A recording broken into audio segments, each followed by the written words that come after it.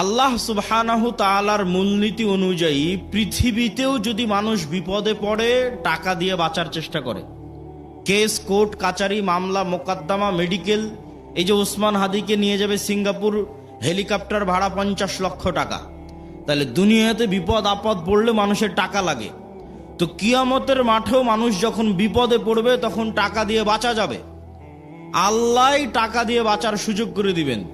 কিন্তু আজকে দুনিয়াতে বিপদে পড়ে ওর কাছ থেকে চেয়ে নিয়ে টাকা একত্রিত করতেছি, কিয়ামতের মাঠে কারো কাছ থেকে চেয়ে টাকা একত্রিত করার সুযোগ থাকবে না। এই দুনিয়াতেই যে টাকা আমি পরকালের অ্যাকাউন্টে জমা করে গেছি, ওই টাকায় আমি যদি কিয়ামতের মাঠে ধনী অবস্থায় উঠি, যে কোটি কোটি টাকা আমার নামে জমা হয়ে আছে, তাহলে আমিও কিয়ামতের মাঠের বিপদ টাকা দিয়ে বেঁচে যাব। দলিল কোথায়? আল্লাহ নিজেই পৃথিবীতে জরিমানার সিস্টেম করেছে ইবাদতের কমতিতে, গুনাহের কাফফারায়।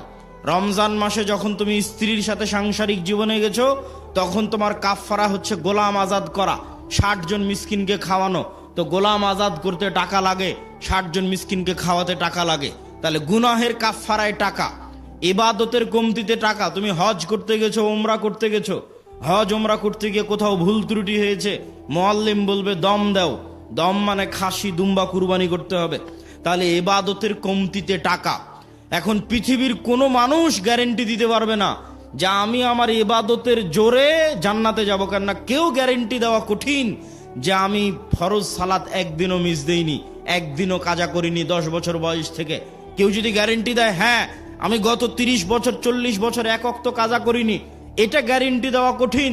যে এই যে এক ওয়াক্ত আমি কাজা করিনি আর প্রত্যেক ওয়াক্ত সালাতের শুরু থেকে শেষ পর্যন্ত আমি শুধু আল্লাহকে স্মরণে রেখেছি, এটা গ্যারেন্টি দেওয়াও কঠিন। এই জন্য মানুষ ইবাদতের চ্যালেঞ্জে জান্নাতে যাওয়ার চ্যালেঞ্জ দিতে পারবে না, ঠিক গুনাহ থেকে মুক্ত থাকার গ্যারেন্টি কেউ দিতে পারবে না, যে আমি নিষ্পাপ, আমি নিষ্কলুষ, আমি পাপ মুক্ত, এই গ্যারেন্টি কেউ দিতে পারবে না। তাহলে জান্নাতের গ্যারেন্টি কোথায়? জান্নাতের গ্যারেন্টি দুধের রাস্তায়। ইন্নাল্লাহা আশতারা মিনাল মুমিনিনা আনফুসাহুম ওয়া আমওয়ালাহুম বিআন্না লাহুমুল জান্নাহ। মানুষ যদি তার পৃথিবীর সবচেয়ে দামি সম্পদ, তার জীবন, তার নফস, তার রূহ, আল্লাহর রাস্তায় জীবন দিয়ে শহীদ হয়ে যায়, তাহলে ওই শহীদের রক্তের ফোঁটা মাটিতে পড়ার আগেই তার যত ইবাদতের কমতি আছে আর তার যত গুনাহের কাফফারা আছে সব মাফ হয়ে যায়। বলেন আল্লাহু আকবার। তাহলে নিশ্চিত জান্নাতের গ্যারেন্টি হচ্ছে জীবন দিয়ে শহীদ হওয়া। 2, নিশ্চিত জান্নাতের গ্যারেন্টি হচ্ছে টাকা দিয়ে জান্নাত কিনে নেওয়া। ইবাদতের কমতিও পূরণ হবে টাকা দিয়ে, গুনাহের কাফফারাও হবে টাকা দিয়ে। তবে নতুন করে টাকা বানানো যাবে না, এখন দিয়ে রাখতে হবে, তাহলে ওটা হবে। তবে আল্লাহর সাথে এই ব্যবসা, আল্লাহর সাথে এই বিজনেস ডিল লাভজনক। কি লাভজনক আল্লাহর সাথে এই ব্যবসায় বিজনেস ডিল? কেন লাভজনক? আল্লাহর সাথে এই বিজনেস শতভাগ লাভজনক। আপনি গুলশানে জমি কিনেন, ঢাকায় জমি কিনেন, রংপুর বিভাগে জমি কিনেন, এই যে জমি কিনবেন, আপনি টাকা দিলেন, জমি নিলেন, তাই এখন যে আপনি দান করছেন এই টাকা কি আল্লাহর কাছে যাচ্ছে? কথা বলেন না, যে আল্লাহর কাছে যাচ্ছে? যায় না তো। এই টাকা দিয়ে যদি একটা ফ্যান কিনা হয়, তাহলে ওই ফ্যানের বাতাস আপনিই খাবেন। এই টাকা দিয়ে যদি বিল্ডিং হয়, ওই বিল্ডিং আপনার ছেলেই পড়বে। এই টাকা দিয়ে যদি গরু জবাই হয়, ওই গরুর গোস্ত আপনিই খাবেন। তাহলে মাঝখান থেকে ফাও ফাও ফিরি ফিরি আপনি জান্নাত পেয়ে যাচ্ছেন। বলেন আল্লাহু আকবার। এই জন্য এর চেয়ে লাভজনক ব্যবসা আর নাই, যে টাকা দিয়ে জান্নাত কিনবো আবার টাকাটা আমি ব্যবহার করব। টাকা দিয়ে জান্নাত কিনবো আবার টাকা আমি ব্যবহার করব। মসজিদে আমি সালাত আদায় করবো, মাদ্রাসায় আমার ছেলে মেয়ে পড়বে, ফ্যান এসির বাতাস আমিই খাবো, যদি নিজে কুরবানি দিই কুরবানির গোস্ত আমি খাবো। শুধু ফাও ফাও ফিরি ফিরি আল্লাহ জান্নাত দিয়ে দিলেন। এই জন্য টাকা মোস্ট পাওয়ারফুল। এই জন্য ধনী অবস্থায় কিয়ামতের মাঠে উঠতে হবে, এটার চেষ্টা করতে হবে। কেন কিয়ামতের মাঠে বিপদে পড়লে কেউ বাঁচাতে পারবে না, আপনার টাকাই আপনাকে বাঁচাতে পারবে যদি দিয়ে গিয়ে থাকেন, যদি দুনিয়াতে থাকা অবস্থায় দিয়ে গিয়ে থাকেন। এটার সাহায্য নিয়ে আপনি কিয়ামতের মাঠে বাঁচতে পারবেন। সকল পাওনাদারের পাওনা পূরণ করতে পারবেন। কাকের নামে গীবত করেছেন, কার নামে অপবাদ দিয়েছেন, কার বিরুদ্ধে কিছু বলেছিলেন, কোথায় স্ত্রীর হক ভালো মতো দেননি, বাপ মায়ের সাথে ভালো ব্যবহার করেননি, কার মনে কি কষ্ট আছে কে জানে, সব কিয়ামতের মাঠে উপস্থিত হবে। সব আদায় হতে থাকবে আপনার দেওয়া টাকা থেকে, আর আপনি ওই টাকার জোরে বেচে জান্নাতে চলে যাবেন। বলেন আল্লাহু আকবার। এই জন্য প্রত্যেক মানুষের প্রোডাক্টিভ হতে হবে, ধনী হতে হবে, আল্লাহ রাস্তায় দান করতে হবে, ওসমান ইবনে আফফানের মতো হালাল উপায়ে। সম্মানিত উপস্থিতি, তো বক্তব্যের এই অংশ থেকে আমরা ধীরে ধীরে আগাই যে গোলামি থেকে মুক্তির জন্য অর্থনৈতিক মুক্তি বড় জরুরি। আজকে আমাদের আলোচনার বিষয়বস্তু গোলামি থেকে মুক্তির রাস্তা কি। তো দানের সাথে কানেক্টেড করে বক্তব্য সামনের দিকে আগাই। গোলামি থেকে মুক্তির জন্য অর্থনৈতিক দাসত্ব থেকে মুক্তি জরুরি। আল্লাহর নবী যখন মক্কা থেকে হিজরত করে মদিনায় গেলেন, তখন মদিনার সকল অর্থনৈতিক সক্ষমতার মূল কেন্দ্রে ছিল ইহুদিরা, সকল টাকা পয়সার মালিক ছিল ইহুদিরা। আল্লাহর নবী দেখলেন যে এই গরিব ফকির মিসকিন মুসলমানেরা যদি থেকে যায় আর টাকার মূল কন্ট্রোল যদি ইহুদিদের কাছে থাকে, এই মদিনার রাষ্ট্রীয় ক্ষমতা আমার অর্জন করা কঠিন হবে, অত সহজ হবে না। এই জন্য ইহুদিদের হাত থেকে অর্থনৈতিক কন্ট্রোল মুসলমানদের হাতে নিতে হবে। আল্লাহর নবী মক্কার মুশরিকরা, মক্কার কোরাইশরা ছিল আগে থেকেই ব্যবসায়ী। লিইলাফি কোরাইশ ইলাফিহিম রিহলাতাশ শিতা ওয়াস সাইফ। তো এই মক্কার কোরাইশরা আগে থেকেই ব্যবসায়ী ছিল। আল্লাহর নবী মদিনার আনসারদের বললেন, শোনো, তোমরা কৃষি কাজ করো, তোমরা ব্যবসা জানো না। এই যে মক্কা থেকে হিজরত করে যারা এসেছে, এদেরকে তোমার সম্পদ অর্ধেক দিয়ে দাও, তোমার কৃষি জমি অর্ধেক দিয়ে দাও। এরা ব্যবসা বুঝে, এরা ব্যবসা করে মদিনার অর্থনৈতিক কন্ট্রোল নিজের হাতে নেবে। আনসার সাহাবীরা এই ওয়ালার ভিত্তিতে অর্ধেক অর্ধেক সম্পত্তি মুহাজিরদের দিয়ে দিলেন।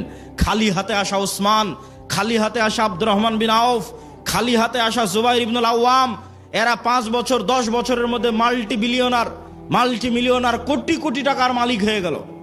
আল্লাহর নবীর হাতে মদিনার অর্থনৈতিক কন্ট্রোল ফেরত আসতে লাগলো। মসজিদে নববীর সামনের কুয়ার মালিক ইহুদি। যদি মুসলমান ওই কুয়ায় পানি খেতে চায়, ইহুদির কাছে নত হয়ে অনুমতি নিয়ে পানি খেতে হবে। এটাই দাসত্ব। অর্থনৈতিক মুক্তি লাগবে দাসত্ব থেকে মুক্তির জন্য। আল্লাহর নবী বললেন, কে কিনে দিবে এই কুয়া? মুসলমানদের কুয়া লাগবে, ইহুদির কাছে নত হয়ে কুয়ার পানি চাওয়া যাবে না। যে কুয়া কিনে দিবে তার জন্য জান্নাত। ওসমান বিন আফফান বললেন, আমি কুয়া কিনে দেব। বলেন আল্লাহু আকবার। তাহলে অর্থনৈতিক মুক্তি লাগবে। মুসলমানেরা যেন অর্থনৈতিক মুক্তি না পায়, দাসত্বের জিঞ্জিরে যেন আবদ্ধ থাকে, এই জন্য ইহুদিদের তৈরি করা, পাশ্চাত্যের তৈরি করা সবচেয়ে বড় অস্ত্রের নাম হচ্ছে সুদ। সবচেয়ে বড় অস্ত্রের নাম সুদ। আল্লাহ দিয়েছেন কর্জে হাসানা, আর ইহুদি খ্রিস্টান IMF ওয়ার্ল্ড ব্যাংক পাশ্চাত্য বিশ্ব দিয়েছে সুদ। আর সুদ হচ্ছে মানুষকে গোলাম বানায়। আপনি হিস্ট্রি স্টাডি করে দেখেন, ফেরাউন বানু ইসরাইলদের কি দিয়ে গোলাম বানাতো, আশ্চর্য হবেন। ফেরাউন বানু ইসরাইলদের যেই পদ্ধতি দিয়ে গোলাম বানাতো, তার একটা পদ্ধতি সুদি লেনদেন, সুদের কর্জ। আর সুদের কর্জের মিনিস্টার ছিল কারুন। এই জন্য আপনারা কারুনের নাম শুনেছেন। ফেরাউনের একটা বড় মন্ত্রীর নাম হচ্ছে কারুন, যার কাছ থেকে সুদের অর্থ লেনদেন করতো বানু ইসরাইলেরা। সব সুদের ঋণী ছিল, এই জন্য সব গোলাম ছিল। তাহলে বানু ইসরাইলকে গোলাম বানানোর একটা স্ট্র্যাটেজি ছিল সুদ। আজকের মুসলিম উম্মাহকে গোলাম বানানোর একটা স্ট্র্যাটেজি হচ্ছে সুদ। পুরো দেশ গোলাম সুদের ঋণের কারণে। পুরো একটা মুসলমানদের বলে পারমাণবিক শক্তির অধিকারী পাকিস্তান, এই পুরো একটা রাষ্ট্র গোলাম শুধু এই সুদি ঋণের কারণে। ওই যে বাপ দাদার কাছ থেকে, প্রভুর কাছ থেকে সুদ নিয়ে রেখেছে, ওদের পারমিশন ছাড়া ওই পারমাণবিক অস্ত্রে চাপও দিতে পারবে না। ফাও, কোনো কাজ নাই। তাহলে মুক্তির জন্য অর্থনৈতিক মুক্তি খুবই জরুরি। আর এই অর্থনৈতিক মুক্তির জন্য সুদের আযাব থেকে মুক্তি জরুরি। সুদ কেন গোলাম বানায়? রাসূলুল্লাহ সাল্লাল্লাহু আলাইহি ওয়াসাল্লাম তার বহু দোয়ায় বলেছেন, আল্লাহুম্মা ইন্নী আউযুকা মিনাল মা'সামি ওয়াল মাগরাম। হে আল্লাহ, গুনাহ থেকে বাঁচতে চাই, ঋণ থেকে বাঁচতে চাই। আল্লাহর নবী বহু দোয়ায় বলেছেন, হে আল্লাহ, যালঈদ দাইনি ওয়া গালাবাতির রিজাল। ঋণের বোঝা থেকে বাঁচতে চাই, মানুষের আধিপত্য থেকে বাঁচতে চাই। আল্লাহর নবীকে সাহাবীরা জিজ্ঞেস করলেন, হে আল্লাহর নবী, কেন আপনি ঋণের বোঝা থেকে বাঁচার জন্য এত দোয়া করেন?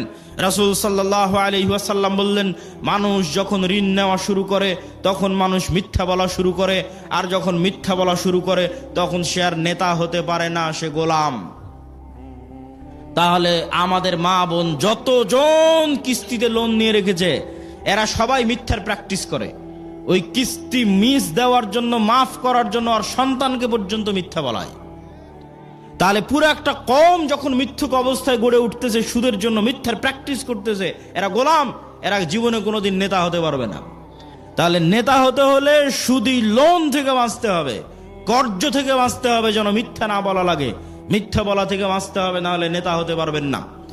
এই পয়েন্ট থেকেই, এই যে মিথ্যা বলা থেকে বাঁচা, এটার থেকে 2 নম্বর পয়েন্টে চলে যাই, যে গোলামির পথ থেকে, গোলামির জিঞ্জির থেকে বাঁচার দ্বিতীয় রাস্তা হচ্ছে সত্যবাদিতা, ন্যায় পরায়ণতা।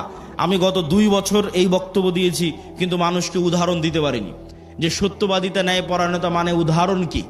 এখন অন্তত বক্তব্যে উদাহরণ দিতে পারবো যে শরীফ ওসমান হাদি হচ্ছে সত্যবাদিতা, ন্যায় পরায়ণতার একটা অন্তত প্রতীক, যে জুলাই আগস্টের পর সব মানুষ নিজ নিজ দলের হয়ে গেল। আর যখনই আপনি কোনো দল করবেন, ওই দলের স্বার্থের বাইরে গিয়ে আপনার মুখ খুলবে না, জিহ্বা আটকা, বন্ধ। আর যখনই আপনি গণতন্ত্রের রাজনীতির মধ্যে থাকবেন, তখন মিথ্যা আপনার রক্তের মধ্যে মিশে যাবে। কেন? গণতন্ত্রের রাজনীতি এত নিকৃষ্ট, এত জঘন্য, যে এখানে এক দল তো আর এক দলের বিরুদ্ধে বলবে, একই আসনে মনোনয়ন প্রার্থী একজন আর একজনের নামে মিথ্যা বলবে। তাহলে ওই যে মিথ্যার কালচারের মধ্যে লিয়াজু, লবিং, আসন ভাগাভাগি, উমুককে নয় আমাকে দাও, এই পুরো কালচারটার মধ্যে ঢুকে আছে টাকার লেনদেন, 2 নাম্বারি, ধোকা, লবিং, লিয়াজু, এই পুরো কালচারটার মধ্যে ঢুকে আছে মিথ্যা, ধোকা, দুর্নীতি। তাহলে এই একটা কালচারের মধ্যে দিয়ে যে বড় হবে, এই এমপি, এই মন্ত্রী, এই মিনিস্টার যদি প্রাইম মিনিস্টারও হয়, আপনাদের কাছে সে নেতা হতে পারে আল্লাহর গায়েবের মূলনীতি অনুযায়ী ও গোলামের ঘরের গোলাম। তাহলে যত এমপি এই মিথ্যা, এই দুর্নীতির সাথে জড়িত, সে যদি প্রাইম মিনিস্টারও হয়, সে নেতা না গোলাম? একটু জোরে বলেন, নেতা না গোলাম? গোলাম। এটাই আল্লাহর মূলনীতি। এই মূলনীতির উপরেই আল্লাহ সুবহানাহু ওয়া তাআলা পৃথিবী প্রতিষ্ঠিত করেছেন। নেতা কখন? যখন সত্যবাদিতা, ন্যায় পরায়ণতার উপর দাঁড়িয়ে আছে। তাহলে ওসমান হাদি একমাত্র ব্যক্তি ছিল যে দলের লেজুর বৃত্তি না করে, দলের লিয়াজু লবিং এর মধ্যে না গিয়ে, আসন ভাগাভাগির মিথ্যা, দুর্গন্ধযুক্ত, নিকৃষ্ট কালচারের মধ্যে না গিয়ে, যেটা সত্য ওইটাই মানুষের মুখের উপর স্ট্রেট ফরওয়ার্ড বলে দিত। আর এই রকম একজন মেরুদণ্ডওয়ালা, যার মেরুদণ্ড আছে, যে স্ট্রেট ফরওয়ার্ড সত্য এবং ন্যায় বলতে পারে জ্ঞানের সাথে, বুদ্ধিমত্তার সাথে, এটাই নেতা, এটাই নেতা তৈরি হওয়ার রাস্তা। আর এই রকম একজন মেরুদণ্ডওয়ালা, সত্যবাদী, ন্যায়পরায়ণ নেতা ওই রকম লাখো দুর্নীতিগ্রস্ত নির্বাচিত এমপির চেয়ে পাওয়ারফুল। এবং ওই পাশ্চাত্যের আর আমাদের পাশের দাদা বাবুরা, তারা পর্যন্ত ভয় পায় এই রকম নেতাকে। কেন? ওই যে দুর্নীতির মধ্যে দিয়ে যে নেতা উঠে এসেছে, ওকে টাকা দিয়ে কিনে নেওয়া যাবে। ভারতও ওকে কালকে টাকা দিয়ে কিনে নিতে পারবে, আমেরিকাও ওকে কালকে টাকা দিয়ে কিনে নিতে পারবে। ওকে বলবে তোমার যত দুর্নীতি করার ইচ্ছা করো, টাকা পাচার করে নিয়ে আমার দেশে চলে আসো, আমি যা বলবো তাই শুনবা। তো ও যেহেতু এই দুর্নীতির প্র্যাকটিসের মধ্যেই বড় হয়েছে, তো কোনোদিন দেশের পক্ষে কাজ করবে না, অন্য দেশের গোলামি করবে, অন্য দেশের গোলামি করবে। তাহলে গোলামি থেকে বাঁচার জন্য একটা প্রজন্ম তৈরি করতে হবে আপনাদের, যে প্রজন্ম হবে সত্যবাদী, ন্যায় পরায়ণ, মিথ্যা এবং অন্যায়ের সংস্পর্শে যায়নি, মেরুদণ্ড বিক্রি করবে না টাকার কাছে। আপনি মাপবেন কেমনে যে আমি সত্যবাদী, ন্যায় পরায়ণ কিনা? আপনি নিজেকে জিজ্ঞেস করেন যে আপনি আপনার পিতার সম্পত্তিতে আপনার বোনকে ন্যায়ের সাথে সম্পদ দিয়েছেন কিনা? আপনার পিতা আপনার দাদার সম্পত্তিতে আপনার ফুফুকে ন্যায়ের সাথে সম্পদ দিয়েছে কিনা? যদি দেখেন হ্যাঁ, ন্যায়ের সাথে বন্টন হয়েছে, তাহলে আপনার মধ্যে নেতৃত্বের গুণ আছে, আল্লাহর দৃষ্টিতে আপনি নেতা হতে পারবেন। আরও বাকি গুণগুলো অর্জন করলে পূর্ণ নেতা হবেন, কিন্তু মোটামুটি এই গুণটা আছে।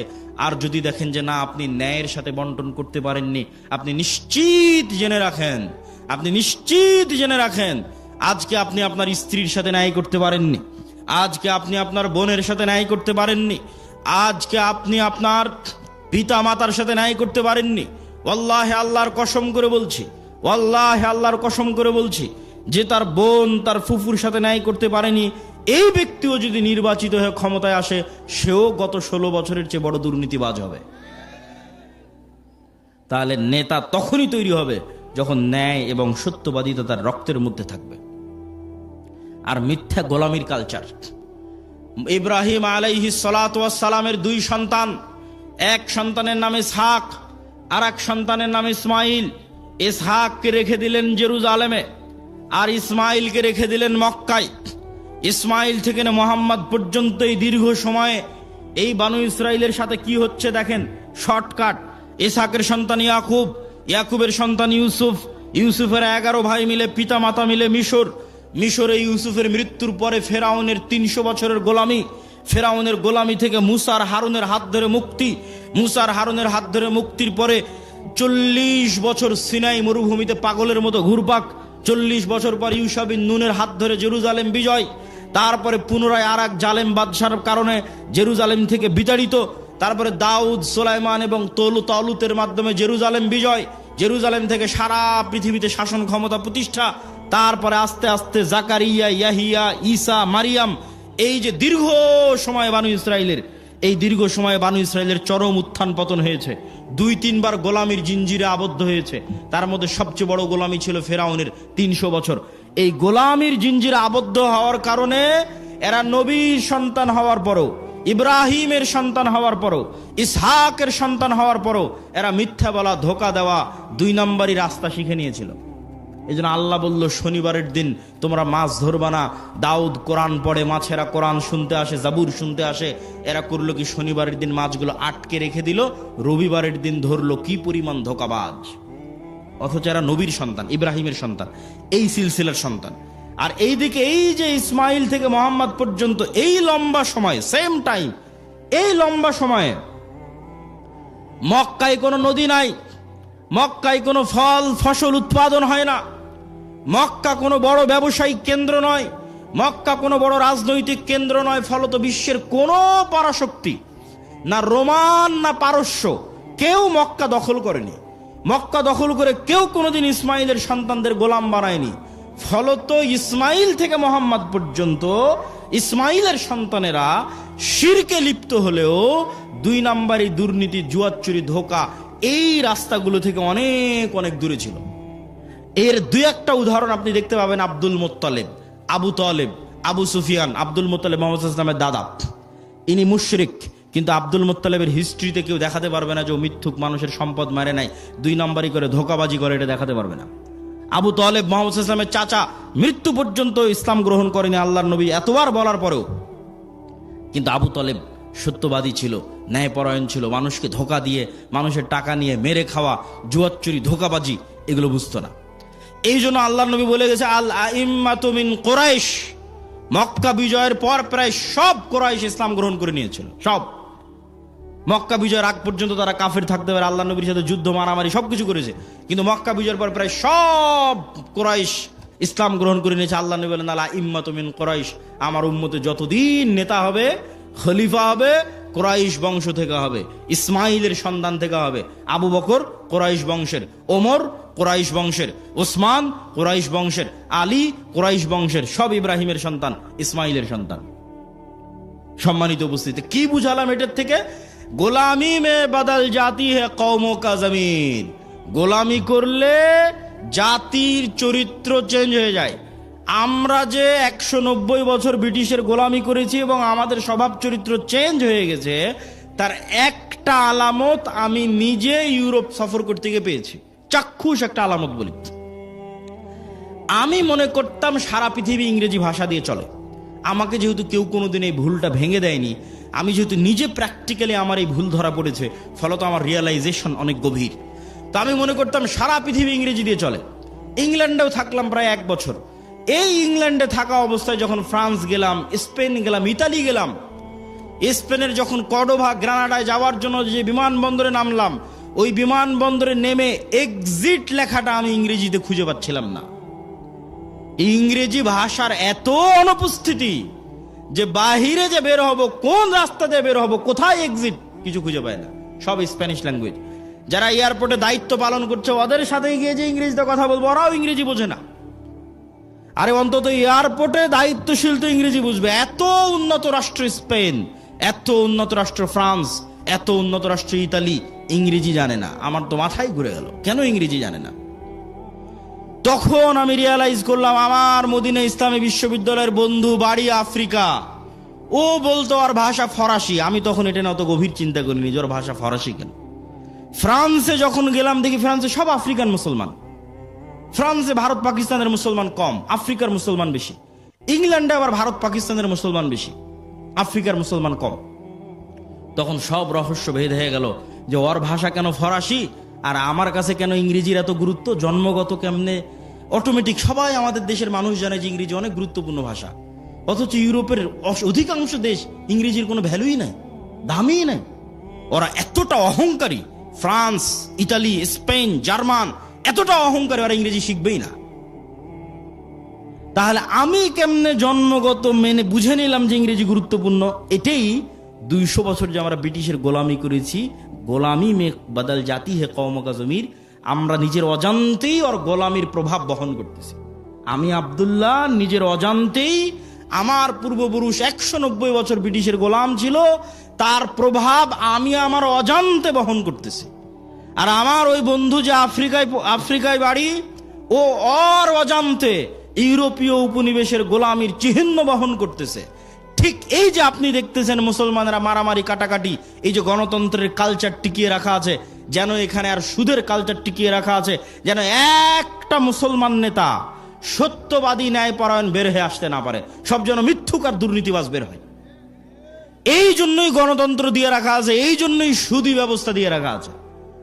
কেননা এই কালচারের মধ্যে থাকলেও মিথ্যুক দুর্নীতিবাজ হবে। আর 190 বছর ব্রিটিশের গোলামিতে ওটাই শিখেছে।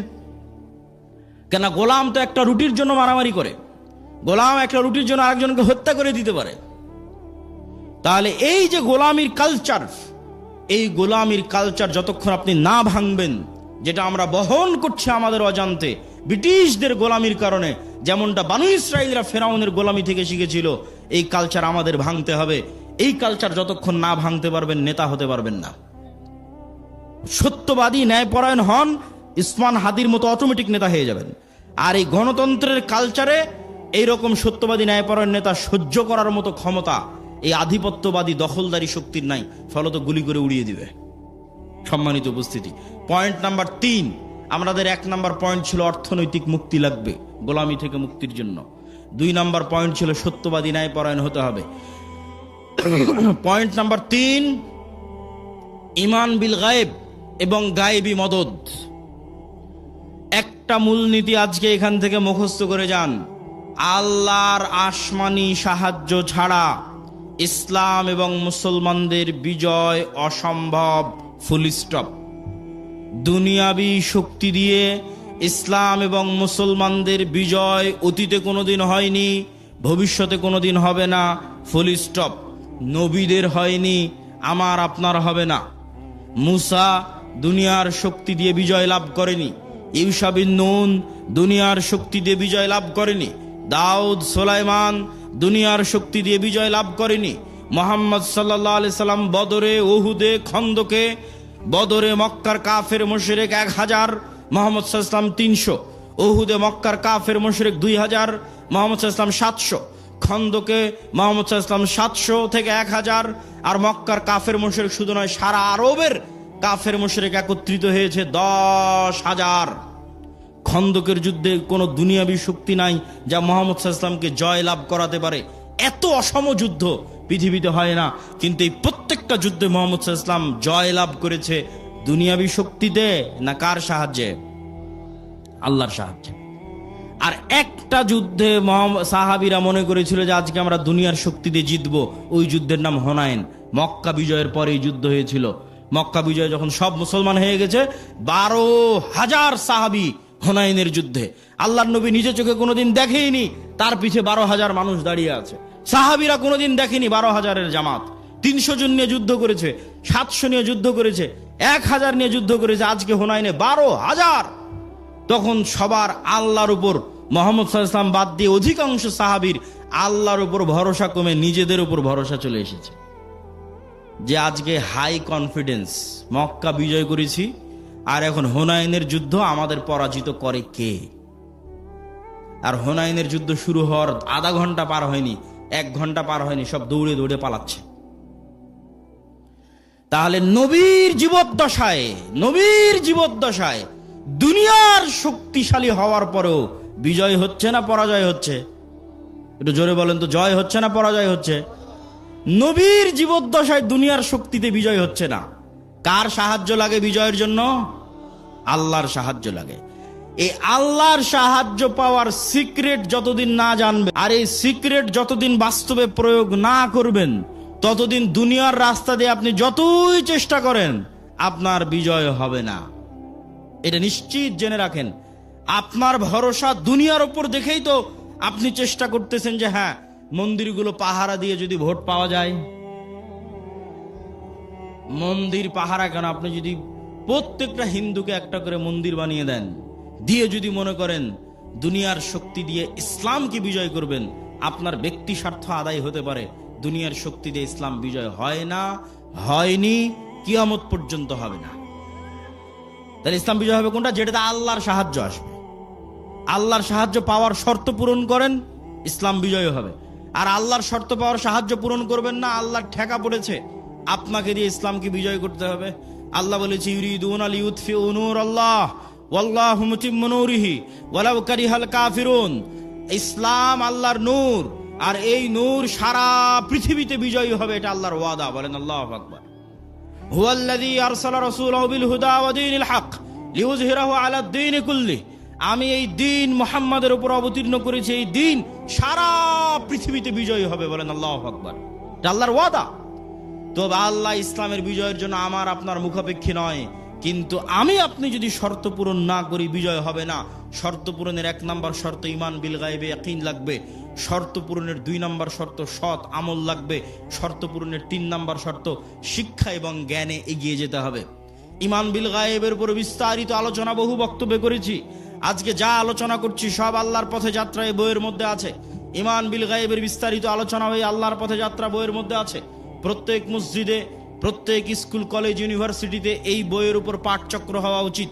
2 পৃষ্ঠা করে, 1 পৃষ্ঠা করে প্রত্যেক মসজিদে প্রতি সপ্তাহে অন্তত একদিন সবাই মিলে 2 পৃষ্ঠা পড়ে বোঝার চেষ্টা করবেন কি বলা আছে এই বইয়ের মধ্যে।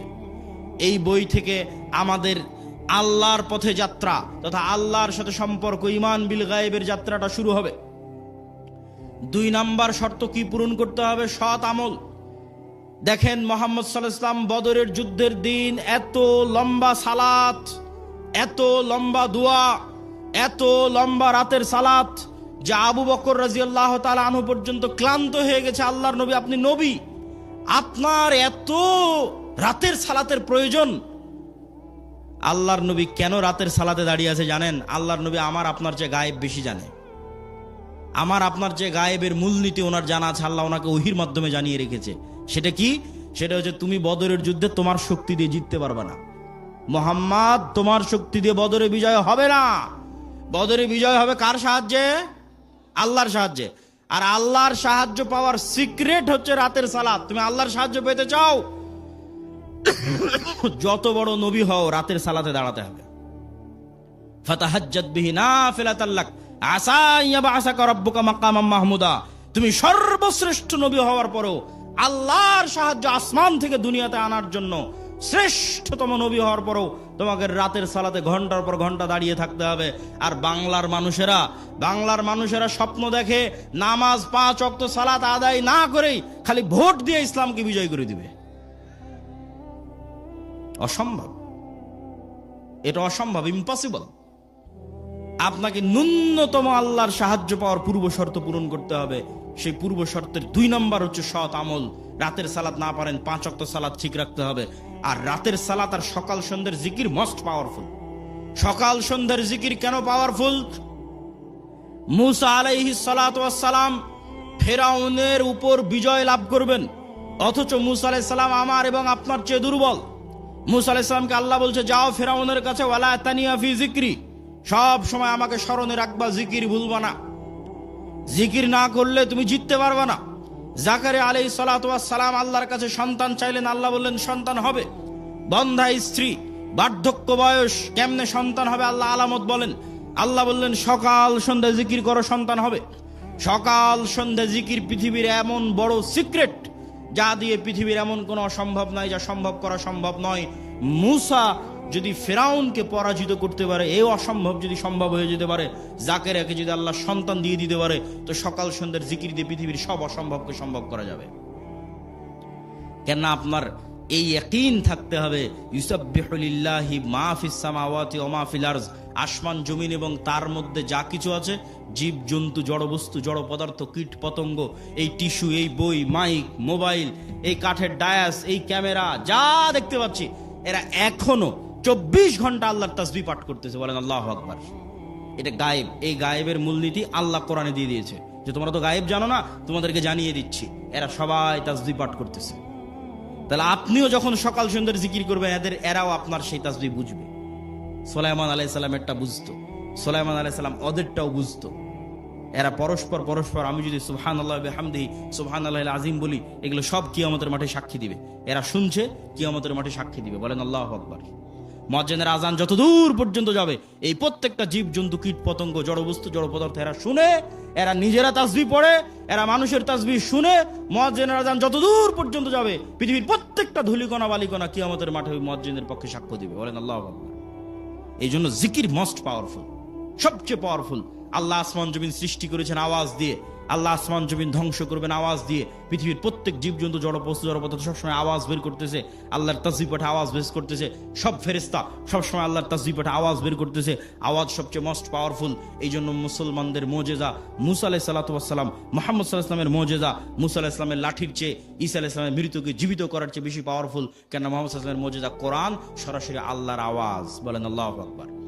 কোরআন পড়ে কে, বুঝে কে, জানে কে, শিখে কে? কোরআনের মধ্যেই মুসলমানদের মুক্তির রাস্তা আছে, গোলামি থেকে মুক্তির রাস্তা আছে। সম্মানিত উপস্থিতি, আমরা বক্তব্য দীর্ঘায়িত করব না, রাত গভীর করার পূর্বেই বক্তব্য শেষ করে দিব। তাহলে আমরা আমাদের পূর্ব শর্ত, গায়েবী মদদ পাবো, 1 নম্বর শর্ত ঈমান বিল গায়বে ইয়াকিন থাকতে হবে। 2 নম্বর শর্ত সৎ আমল থাকতে হবে। সৎ আমলের 2টা আমল খুব পাওয়ারফুল, একটা রাতের সালাত, একটা সকাল সন্ধ্যার জিকির। সব অসম্ভবকে সম্ভব করা সম্ভব এই 2টা দিয়ে। 3 নম্বর হচ্ছে শিক্ষা এবং জ্ঞান।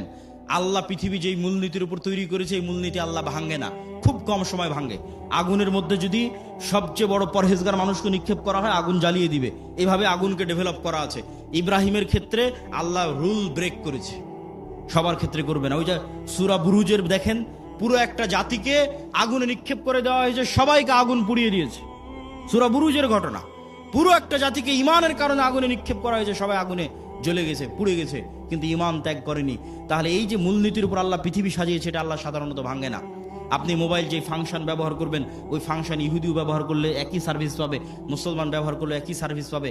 তাহলে পৃথিবীর ফাংশন হচ্ছে, পৃথিবীকে এইভাবে ফাংশন করা আছে যে জ্ঞান অর্জন করবে ও নেতা হবে, যে জ্ঞান অর্জন করবে ও কি হবে?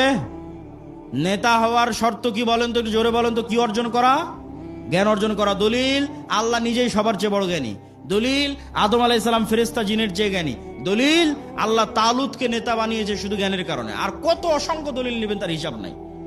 আজকে ইহুদি এবং খ্রিস্টানেরা পড়াশোনা, জ্ঞান, গরিমা, গবেষণা নিয়ে ব্যস্ত, আর মুসলমানের সন্তানেরা জুয়া, ফেসবুক, টুইটার, টিকটক, বিড়ি, সিগারেট, নেশা, আইপিএল, বিশ্বকাপ, ফুটবল, গণতন্ত্রের রাজনীতি, চাঁদাবাজি, যত সময় নষ্টের রাস্তা আছে, এই সময় নষ্টের রাস্তায় ব্যস্ত। আপনি বলেন নেতাকে আর গোলামকে? ঢাকা বিশ্ববিদ্যালয়ে বড় স্ক্রিন লাগিয়ে যারা খেলা দেখে সময় নষ্ট করতেছে, ওরা গোলাম? না অক্সফোর্ড ক্যামব্রিজে যারা পড়াশোনা জ্ঞান অর্জন করছে, ওরা গোলাম? এই মূলনীতি আল্লাহ সুবহানাহু ওয়া তাআলা ভাঙবেন না যতক্ষণ না আপনি চেষ্টা না করেন। হ্যাঁ, আপনি যদি চেষ্টা করেন যে হ্যাঁ আমি জ্ঞানী হব, এই জ্ঞানী হওয়ার পাশাপাশি আগের যদি সব শর্ত পূরণ থাকে, যা যা বলেছি, আপনার যদি সৎ আমল থাকে, আপনি যদি সত্যবাদিতা, ন্যায়পরায়ণতার উপর অটল থাকেন, বিক্রি না হন, আপনার যদি ঈমান বিল গায়বে ইয়াকিন থাকে, তাহলে এরকম যদি 500টা উসমান হাদি তৈরি হয়ে যায়, এরকম যদি 500 যুবক তৈরি হয়ে যায়, তাহলে শুধু বাংলাদেশের ক্ষমতা নয়, সারা পৃথিবীর ক্ষমতা অর্জন করতে পারবেন। বলেন আল্লাহু আকবার। কোরআনের মধ্যে শুধু বাংলাদেশের ক্ষমতা অর্জনের রাস্তা দেওয়া নাই, সারা পৃথিবীর ক্ষমতা অর্জনের রাস্তা দেওয়া আছে।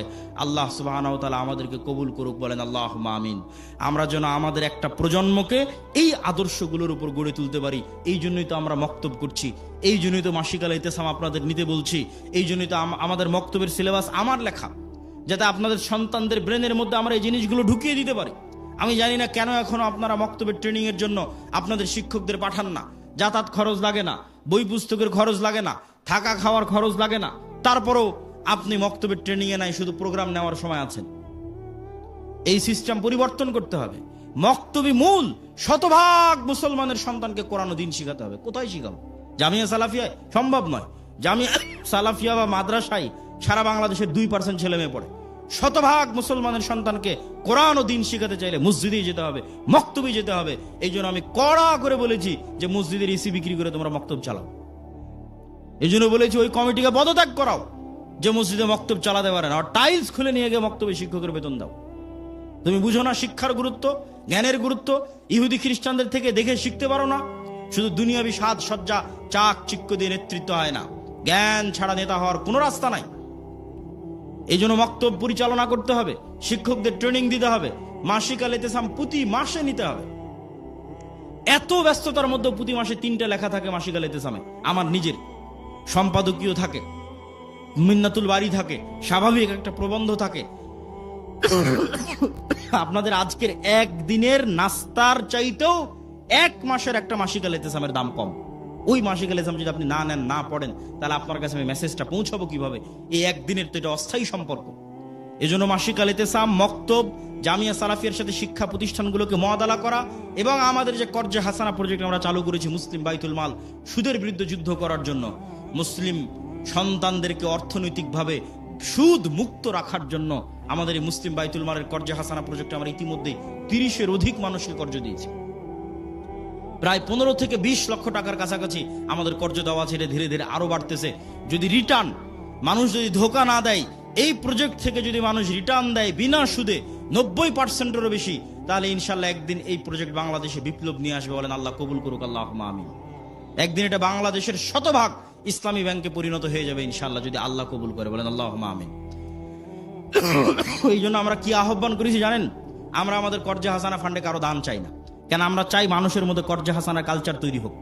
আপনি আপনার ব্যাংকে যে টাকা ফেলে রেখেছেন, আপনার বিকাশে নগদে যে টাকা ফেলে রেখেছেন, ফিক্সড ডিপোজিট করে রেখেছেন, আল্লাহর বাস্তে ওই টাকা উঠিয়ে আমাদের মুসলিম বাইতুল মালের কর্জে হাসানা ফান্ডে জমা দেন।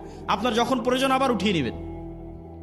আমরা আপনার ওই টাকা থেকে ন্যূনতম একটা অংশ, দেখা যায় 10-2%, 3% একটা অংশ হয়তো আমরা দিনী ভাইদের কর্জ দিচ্ছি। আবার ওই কর্জ যখন রিটার্ন আসছে তখন আবার সেখানে ওটা অ্যাড হয়ে যাচ্ছে, আর আপনি যখন চাচ্ছেন তখন আপনি ফেরত পেয়ে যাচ্ছেন। আলহামদুলিল্লাহ, আমাদের অনেক ভাই আমাদের এই কর্জে হাসানা ফান্ডে তাদের টাকা জমা রেখেছে, এবং তাদের যখন প্রয়োজন হচ্ছে তখন তারা ফেরতও নিচ্ছে। এটা একটা আমরা কালচার তৈরি করতে চাচ্ছি, যাতে আমাদের সেই সুদূর প্রসারী যে লক্ষ্য আছে সেই লক্ষ্যের দিকে এগিয়ে যেতে পারি। আল্লাহ সুবহানাহু ওয়া তাআলা আমাদের কবুল করুক। আর সবার প্রতি আহ্বান থাকবে, আমাদের বইগুলোকে মূল্যায়ন করবেন, বিশেষ করে আল্লাহর পথে যাত্রা এবং শাইখ আব্দুর রাজ্জাক বিন ইউসুফের যে বই আছে, সালাতের বই, দোয়ার বই, আর জামিয়া সালাফিয়ার জন্য দোয়া করবেন, এবং শরীফ ওসমান হাদি ভাই সহ বাংলাদেশের জন্য দোয়া করবেন। আল্লাহ যেন বাংলাদেশের 16 কোটি মুসলমানকে হিন্দুদের দয়ার ওপর ছেড়ে না দেয়। বলেন আল্লাহুম্মা আমিন। আল্লাহ যেন বাংলাদেশের 16 কোটি মুসলমানের রহম করে, দয়া করে, আমাদের এই স্বাধীন সার্বভৌম ভূখণ্ডের স্বাধীনতা এবং সার্বভৌমত্ব যেন হেফাজত করে। আল্লাহুম্মা আমিন। ওয়া আখিরু দাওয়ানা আনিল হামদুলিল্লাহি রাব্বিল আলামিন। আসসালামু আলাইকুম ওয়া রাহমাতুল্লাহি ওয়া বারাকাতুহু। সবাই বৈঠক শেষের দোয়া পড়ি, কেননা আমার ধারণা আর তো কিছু বলার নাই। সবাই বলেন সুবহানাকা আল্লাহুম্মা ওয়া বিহামদিকা